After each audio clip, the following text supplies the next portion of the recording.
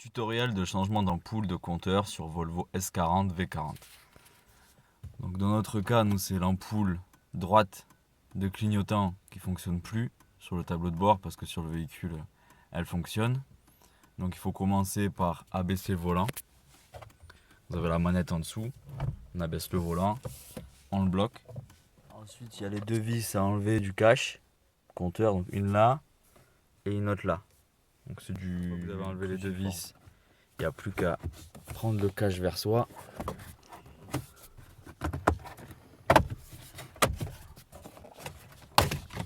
Hop.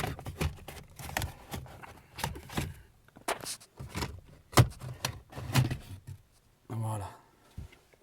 Donc après, on découvre le compteur. Il y a une vis Torx ici et une autre en dessous à gauche. Ensuite, vous en avez une au-dessus, pareil en Torx. C'est du 25 en général. Les vis. Il y a les deux caches.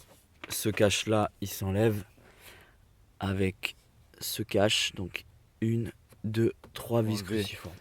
Les deux vis qui tiennent l'airbag pour le volant. Donc vaut mieux avoir enlevé la batterie au préalable. Vous avez un Torx de 30 à gauche et pareil à droite. Voilà, donc là il faut desserrer. L'airbag sort. On va voir ça juste à la prochaine étape. Voilà, une fois qu'on a enlevé les deux vis, on a la connexion de l'airbag. Juste à tirer vers soi. Hop. Et voilà. Donc après, il va falloir enlever le volant. Donc bien à faire roue droite. Vérifier que le volant soit droit avant de l'enlever, que les roues soient droites. Là, on a une Torx. Bon, généralement, elle ne tient pas. On l'enlève souvent avec la main. Hop. Et après, l'écrou au milieu. Force, c'est du 18. Hop. On dessert. Volant droit, roue droite. Très accessible. Vous verrez. Voilà. Donc, là, vous avez l'ampoule gauche, l'ampoule droite. Donc, ça correspond à celle-ci et celle-ci. Donc là, vous verrez qu'on est là. Nous, c'était la droite à changer, donc celle-ci, c'est celle qui est là. Voilà, après les autres, il faut la luminosité du compteur pour le niveau de carburant et toutes les autres périphériques, gestion moteur, etc. quoi, qui sont là. Donc là, on dévisse, on tire, on regarde si l'ampoule est cramée et on regarde aussi le circuit. Parce que bon, des fois, le circuit s'abîme et ça fait plus contact. Il y a le porte-ampoule avec l'ampoule. Il y avait juste à tirer tout droit. On sort l'ampoule du porte-ampoule. Ensuite, on prend une nouvelle ampoule. Pareil, tout simple. On met dessus la douille. Voilà, après, bien vérifier encore une fois que le circuit soit pas abîmé. Sinon, il faut donner un petit coup propre de papier à poncer très fin. Ou on a de la crème à contact, des choses comme ça, quoi.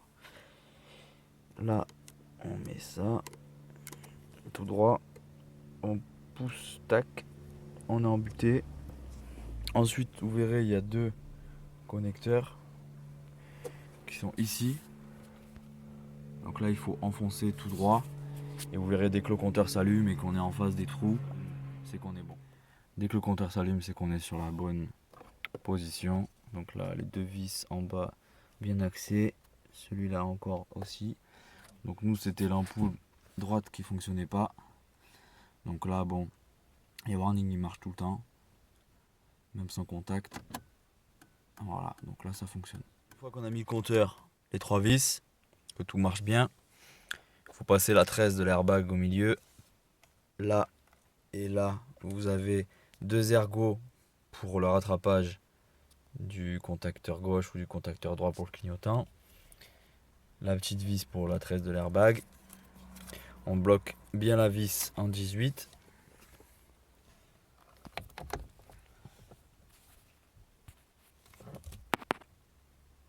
Que ce soit bien bloqué. Une fois qu'on a mis l'airbag, on a les 2 vis à bien bloquer à gauche et à droite. Et puis les caches à remettre, voilà, donc c'est une manip en sens inverse, c'est assez facile. Faut juste centrer tous les ergots ensemble, là, là et ici. Voilà, et puis il y a les vis à mettre. Ça c'est assez facile. Faut juste prendre le temps de le faire. Voilà. Avec les 2 vis là encore qu'on a démonté tout à l'heure.